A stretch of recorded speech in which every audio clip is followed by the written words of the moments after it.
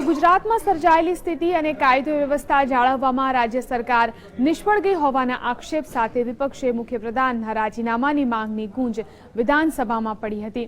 ટૂંકા ચોમાસુ સત્રના પ્રથમ દિવસે જ શરૂઆતમાં પ્લે કાર્ડ બેનર્સની સાથે વિપક્ષના સભ્યોએ વિધાનસભા ગૃહમાં પ્રવેશ કર્યો હતો અને પોતાની માંગને બુલંદ કરી હતી। કોંગ્રેસે એવો પણ આક્ષેપ કર્યો હતો કે સરકારની દિશાવિહીન ગતિશીલતા, અહંકાર અને અણઘડ વહીવટના કારણે જ રાજ્યની અધોગતિ થઈ છે અને શાંતિ છીનવાઈ છે।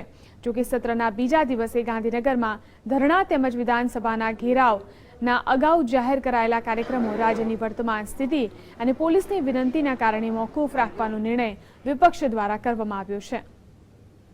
શોક પ્રસ્તાવ શરૂ થાય પહેલા અમારા માનનીય ધારાસભ્યશ્રીઓએ આક્રમક રીતે ગુજરાતના નિષ્ફળ નીવડેલા મુખ્યમંત્રીની રાજીનામાની માગણી કરેલી।